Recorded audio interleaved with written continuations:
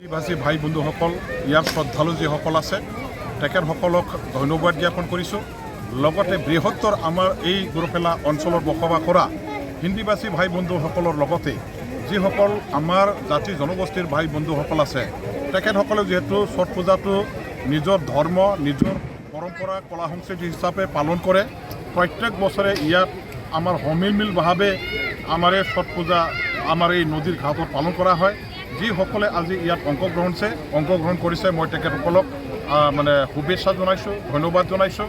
প্ৰত্যেক বছৰে তেওঁলোকৰ এই ছট পূজাৰ সময়ত মই তেখেতসকলৰ লগত কণ্টেক্টৰ কাৰণে হ'লেও অংশগ্ৰহণ কৰি পেলাই তেখেতসকলৰ লগত থিয় দিওঁ। তেখেতসকলৰ লগত তেওঁলোকৰ মাজত থাকি পেলাই এই ধৰ্ম পালন কৰা বা পূজা পালন কৰাত মই সহায় সহযোগিতা আগবঢ়াওঁ। আৰু অদূৰ ভৱিষ্যতো মোৰ যিহেতু এই সমষ্টি বাকী ৰাইজৰ লগত মোৰ এটা দায়িত্ব কৰ্তব্য আছে, তেখেতসকলে বিচৰা ধৰণে সহায় সহযোগিতা কৰি থাকিম।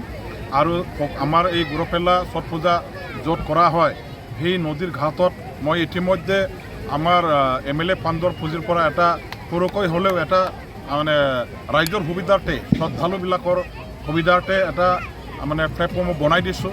প্ৰয়োজনত তেওঁলোকৰ কমিটিৰ মানুহবিলাকে আমাৰ এই অঞ্চলৰ যিসকল আমাৰ হিন্দীভাষী ভাই বন্ধুসকল আছে, শ্ৰদ্ধালু ভাই ককাইসকল আছে, তেওঁলোকে যদি আকৌ কিবা এটা যদি কৰাৰ প্ৰয়োজন আছে বুলি অনুভৱ কৰে তেখেতসকলৰ লগত নিশ্চয় যোগাযোগ কৰি পেলাই এইবিলাক উন্নত কৰিবৰ কাৰণে নিশ্চয় আকৌ ব্যৱস্থা কৰা হ'ব।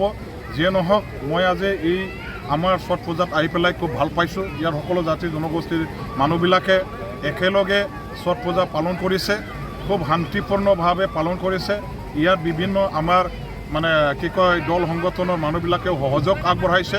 ইয়াত জাতি জনগোষ্ঠীৰ মাজত মিলা প্ৰীতিৰে বসবাস কৰাৰ এটা উদাহৰণ হিচাপে আজি তেওঁলোকে ইয়াত দাঙি ধৰিছে।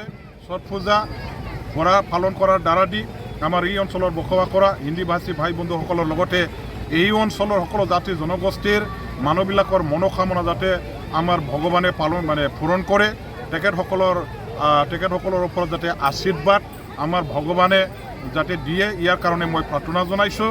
আৰু চবৰে আশা যাতে পূৰণ হয় সেইখিনি মই আশা ৰাখিছোঁ।